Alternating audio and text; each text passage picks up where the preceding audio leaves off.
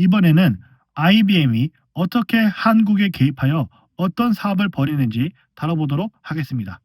본론으로 들어가기 전에 2015년쯤에 IBM의 CEO가 한국에 방문하여 여러 정재계의 사업 협력을 논의하고 되돌아간 이후에 홍콩에서 근무하던 이장백, 즉 현재 오렌지 스퀘어 대표가 갑자기 무인 환전을 시작하게 되죠.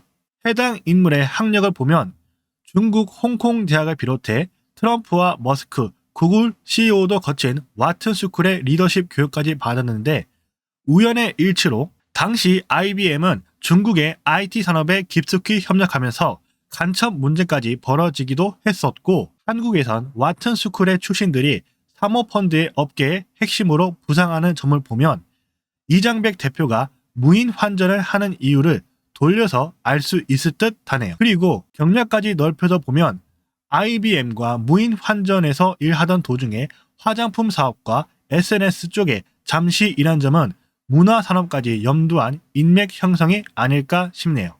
아무튼 본론으로 들어가서 2008년쯤에 IBM 회장이 이명박을 만나 다양한 협력을 맺으면서 한국의 기업 시장을 포섭할 디지털 기술을 판매하고 지원하게 되죠. 그 사이 오세훈 서울시장의 동생인 오세현이 IBM에 들어가게 되자 IBM에 협조한 이명박이 국무회의로 오세훈 서울시장을 겨트하게 되고 교육 쪽에서도 IBM에 협력하면서 이명박과 오세훈의 관계는 현재까지도 좋게 흘러가긴 하죠. 게다가 금융 쪽에서 한국투자증권과 유진투자증권이 IBM에 협력하여 통치력을 강화하는 기술을 개발하는 사이에 IBM은 21세기부터 한국의 수도권에 오랫동안 디지털 인프라를 구축하는 데 집중하면서 인천의 생물학 연구단지에 투자하면서 필요한 R&D 활동과 민원 관리를 철저하게 구축하게 되죠. 여기서 대한민국의 조세 관리를 하는 국세청에도 이명박 정부 때 IBM 서버로 대거 교체하여 IBM의 디지털 금융 기술을 키우는 데 기여하게 되고 2015년부터 SKT와 네이버에 합작하여 사물 인터넷으로 편리한 서비스를 만든 스타트업을 지원하면서 2년 뒤엔 한국인터넷진흥원으로 차세대 정보관리 기술을 육성하게 된 채로 용인시가 미국 자본으로 물류센터를 건설하면서 IBM이 4차 산업을 육성하도록 도와주는 사이에 SKCNC가 IBM과 함께 판교의 클라우드 데이터 센터를 가동하면서 보안 쪽으로 블록체인까지 육성할 준비를 하게 되자 IBM과 SK를 거친 오세현이 갑작스럽게 블록체인 기획안을 구성하면서 지금의 블록체인 협회를 만들게 되죠. 당시 여러 대기업과 IT 업계가 참석할 정도로 거대했고 문재인 정부가 해당 협회를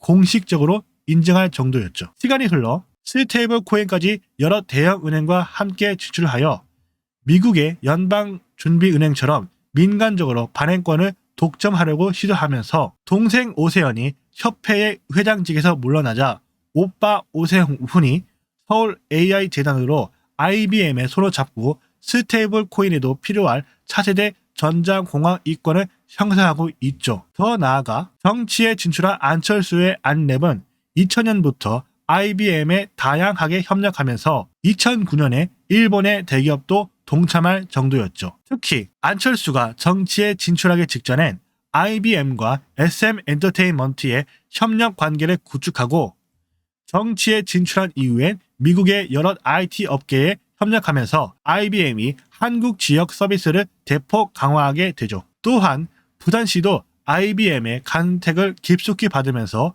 오세현으로 IBM에 연루된 오세훈의 서울시에 협력하는 삼각구도가 만들어지게 됩니다. 우원식의 국회의장의 테마주에서도 대부분이 IBM에 협력하는 공통점을 가지는데 여기서 뱅크웨어 글로벌은 IBM 출신들이 개입하여 설립한 회사로 정재계의 투자를 여럿 받으면서 네이버의 플랫폼으로 금융 PAAS를 상호적으로 구축하게 되죠. 게다가 위고페어가 AI로 위조 상품을 검열하는 시스템으로 성장하면서 JYP가 업계 최초로 도입할 정도였죠. 하필이면 위고페어의 설립자도 IBM 출신이었다는 점입니다. 그리고 한국패션협회의 시상식에서 위고페어와 해당 회사를 사용한 기업이 각각 정부가 부여한 수상을 받게 된 뒷배경에는 이재명 대통령이 경기도지사 시절에 IBM이 경기도에서도 인재를 양성하도록 도와주면서 대통령이 된 직후에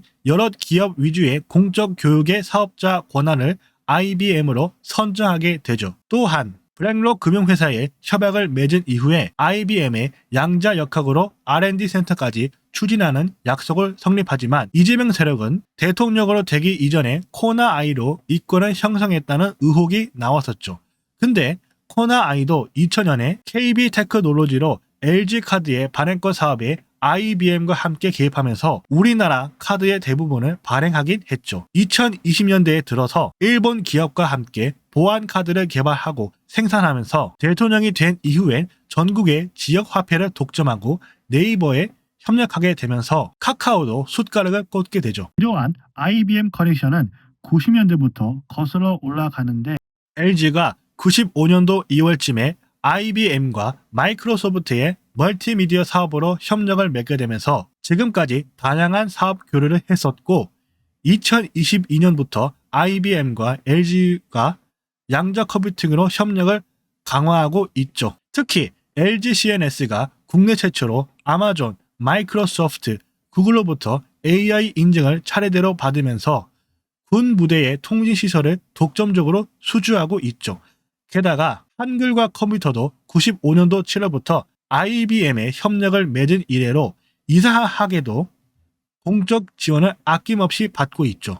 그리고 한컴의 프로그램 협력을 맺은 네이버도 IBM에 협력을 한다는 점입니다. 큰 그림으로 보면 이재명 정부가 네이버와 LG 출신들로만 정부 요직으로 배치하는 상황의 공통점은 전부 IBM에 직간접적으로 연루되었다는 점이죠. 따라서 2000년대부터 확산된 우리나라의 IBM 마피아는 지금의 미국에서 자리 잡은 페이팔 마피아를 연상케 합니다. 큰 그림에선 IBM을 중심으로 다양한 통치 집단이 상호 협력하여 새로운 이권을 형성하고 있는데 여기서 트럼프가 4차 산업을 구축하는데 IBM의 도움을 적극적으로 받았고 다시 집권한 2025년부터 인공지능과 양자 역학을 연구한 다리오 길을 차관으로 임명하여 IBM의 기술 통치에 편승하고 있죠. 사실 IBM이 2018년에 일론 머스크와 함께 블록체인으로 세계 화물을 관리하는 기술을 개발하기로 선언한 이후에 트럼프가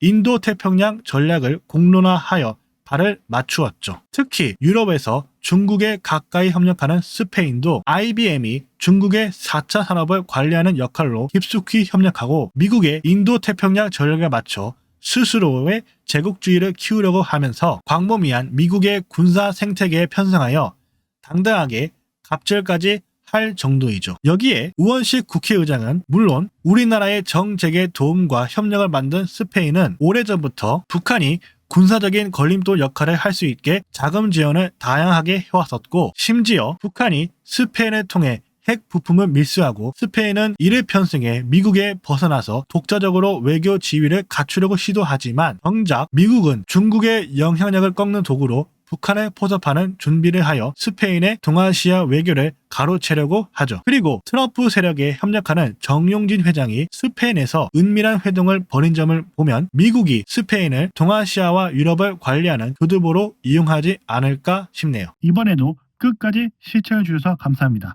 여러분의 구독과 후원을 기다리도록 하겠습니다.